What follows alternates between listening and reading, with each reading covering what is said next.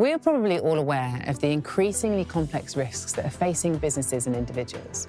But finding the right way to navigate those risks and to build resilience, well, that's not always so obvious. It's something that calls for expert decision-making and understanding combined with the power of technology. But don't just take it from me, because we have got a great panel who are ready to discuss the importance of a human-led, tech-powered approach to risk and resilience.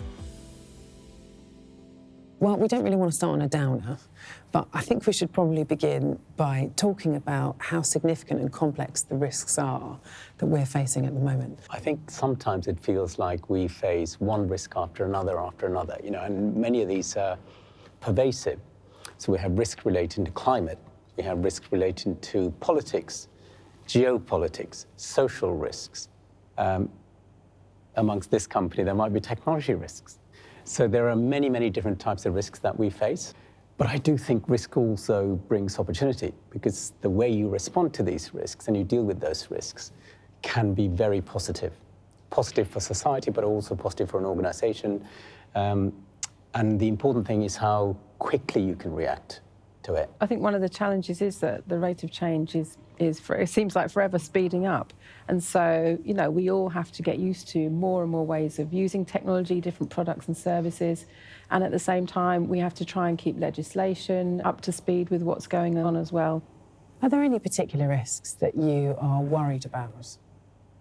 Sure. I think every leader in today's world is concerned about a myriad of risks.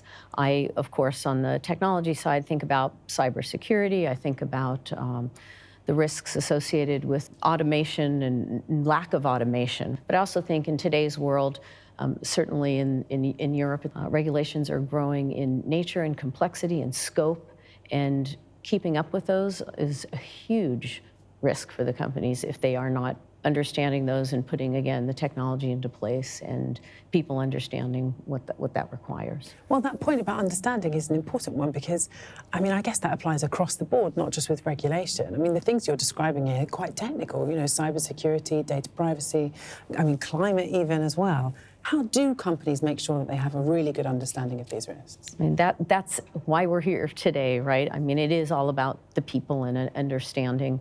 It all starts with the identification of the risks, the understanding of those risks, the impacts, the prioritization of them, and then, of course, understanding how we would go about mitigating those risks and coming up with plans in place. And your thoughts, Sue, from your perspective, do the main risks that you see going forward in time align with what's been said?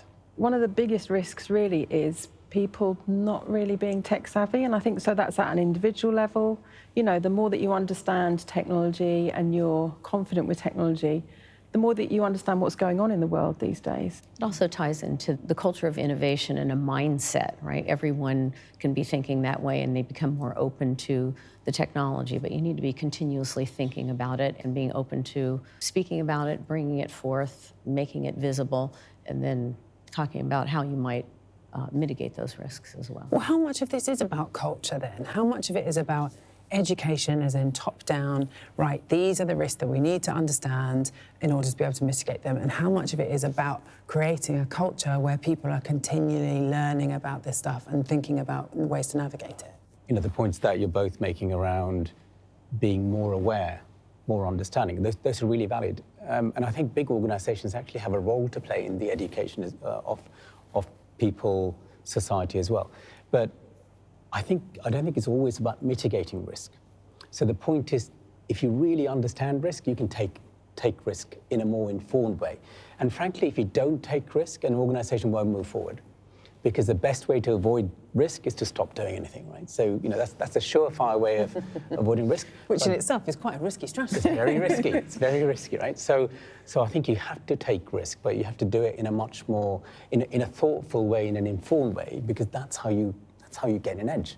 The other point I would make, when it comes to mitigation of risk, no matter how much you plan, no matter how you anticipate risk, another risk will come that you didn't really focus on.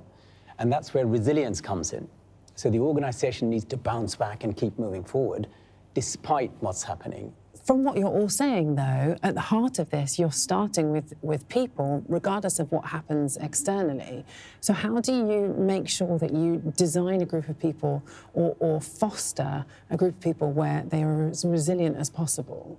Well, so aren't we there talking about diversity and inclusion, which we now know is a massive strength? And I think if we want to future-proof organisations, then I think diversity and inclusion is at the heart of that. Because if you think about it, if you're working with an organisation where you feel included, you feel safe, you feel supported, you feel that your ideas are valid and valued, then of course you're going to be a much more valuable employee to the company, but also, you know, creating a culture of inclusion across a company is definitely the right way to go, you know. And I think the companies that don't really take this seriously now are possibly not going to be around in 5 or 10 years' time. You know, I think it's absolutely critical to companies' success these days. I noticed you nodding. I'm nodding because there's a really interesting point around diversity and inclusion. So it's one thing to have different views represented. And, you know, I think we all subscribe to the fact that if you have different genders, people from different backgrounds, including social backgrounds, you get different perspectives. But actually, culturally, you also need to be open to listening. It's one thing having a point of view, but if those points of view are not heard and given the right level of credence, you haven't really succeeded. Absolutely. And it's around diversity of perspectives, diversity of experiences, diversity of skills, all of it. So that's the human side of it, in isolation, as it were.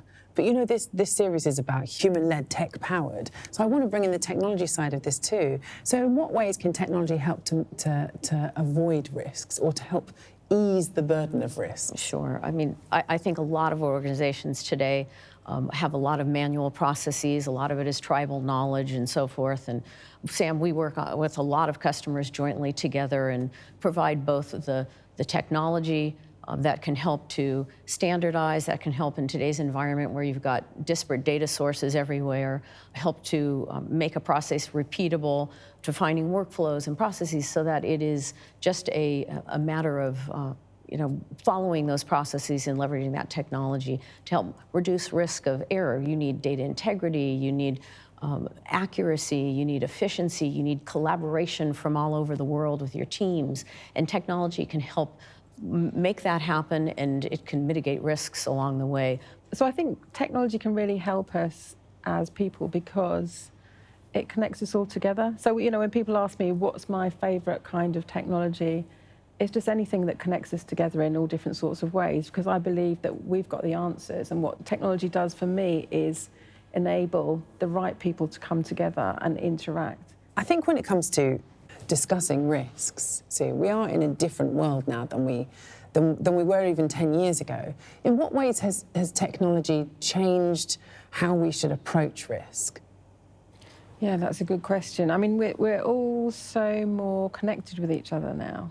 You know, we see some of the negative effects of that, but also if we want to solve real-world problems, we need diverse teams coming together with all different sorts of backgrounds. And the fact that we're more connected now means that we can find those people and collaborate with them, and they could be anywhere in the world. I also think that from a technology perspective, the technology capabilities available to help manage risk have increased dramatically, and the governance, risk, and compliance capabilities now that are available to organizations really makes a big difference. So on the one hand, technology allows us to do things we weren't able to do before, much faster, at much bigger scales. Organizations are complex, and increasingly so. They face multiple risks, and technology can help to bring that together. So you see a panoramic view of risk in one place that you couldn't before. On the one hand, you have to have technology because it stops mistakes that human beings might make sometimes. But I think, Sue, you made the point. There are also risks with technology.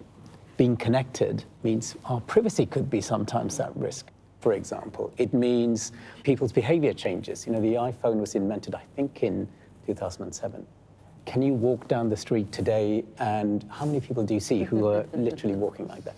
So, I mean, that's a very simple but very evident example of how behaviors have changed as a result of technology, sometimes for the better.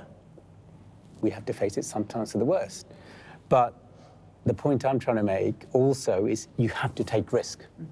And if you don't take risk with technology, it's very hard to move forward. And I guess that there are, future technologies which also present other kinds of risk. Quantum computers, just as a simple example. Sure. Which Well, I think there's in the the whole world- field of AI and ensuring that we're doing that in the right way, in an ethical way, in an unbiased way, and so forth. So that's one element of it, for sure. But then I guess, just to pick up on what you were saying, there is a risk of not automating, of not investing in technology. Absolutely, and I think that's a tremendous risk, and I think we're all saying that we need to have the technology there, absolutely. But it also relies, again, on the human. You need to identify what tools you're bringing in. You have to identify what problems you're solving with the technology. You need to configure the tools and the technology. And that's another way that I think working together with different organisations and different people who understand different parts of what we're trying to do is really critical, because we can't all know everything about everything. Companies are wondering, how am I going to do this? And you brought up the concept of scale. I mean, to be able to meet those regulatory requirements at scale, technology platform is essentially table stakes in today's world. But somebody has to think through the strategy, right? And do materiality assessments and select the data sources, ingest that data and map to the frameworks that have been selected, again, by humans, with automation, of course, and technology to assist that, but also to think about the outcomes that you want and the stakeholders you want to report to. And that's a great combination of the human side of things along with the technology platform, but for speed, but for scale and consistency and standardization and putting it all together with the frameworks and meeting all the raters and rankers and so forth. I really like this idea of seeing risks in a slightly different way as potential opportunities. But there are other situations in which your team does need to be resilient to bad risks. I mean, there's no other real way of describing it. What kind of characteristics do you see in companies who manage that well, who are resilient and have resilient teams? I think that starts with the leadership of the organization. I think being honest about what you are facing is important to be resilient. We don't always have the answers straight away. And I think it's really important to say, we know some of the answers, but we're working the other things through. I was going to say that having incident response plan in place, practicing what happens when an issue arises or something goes in a different direction, having that planned out through your organization and practicing on the cybersecurity side, you always do table exercises, and having the communication plan defined and communicated to those who will be within that escalation path, both internally within your organization, but also externally as well. So planning, preparation certainly helps you handle the risks that. But knowing that sometimes those plans are probably not going to be valid, but the point is you've been through it and you've had the experience of dealing with it. So I think also there's the point of admitting when you've made a mistake, either as a person or as a company, because we all make mistakes. What kind of skills do we need to get in place now to try and protect ourselves from what's to come going forwards? Well, I think that there's a big question kind of around skills and what skills you've got in the company. So I think diversity in terms of technical skills, in terms of leadership skills, but then also helping people within the organisation to feel safe, I guess, when things might not be going perfectly all the time. So kind of coming back to that resilience. There are some really key themes that are coming out in all of this. First, the reframing of risks as though they're a bad thing, to instead make them as a buffet cart of potential opportunities. I think that's a very good way of looking at it. As it were. But then also that people really at the very core of this, that you have to make sure that there is understanding, that there's the culture, that there's the inclusion of ideas and of perspectives. And then I think also the risk of standing still, the risk of not keeping up to date with the change of technology and embracing what technology can offer. Absolutely. Is that a fair summary? Very fair summary. And I would also pick up on the point about bringing different thoughts within an organization, but actually knowing that working with other organizations can also move you forward. Well, I think that we're all now encouraged to be authentic, either as individuals or as companies. And I think the more that we do that, we can then see other people, other organisations, and what they have to offer. And because technology provides us with all these incredible tools, we can all connect with each other and collaborate to solve the world's problems. Absolutely. When we work together, we bring in other partners, other vendors that bring something to the capabilities that we provide to our customers with our platform. Well, I think that's a very lovely point to end on. So all that remains is for me to thank you all very much for joining me. Really interesting conversation. You can catch the rest of our episodes of Human-Led Tech Powers that are up online now. Thank you very much.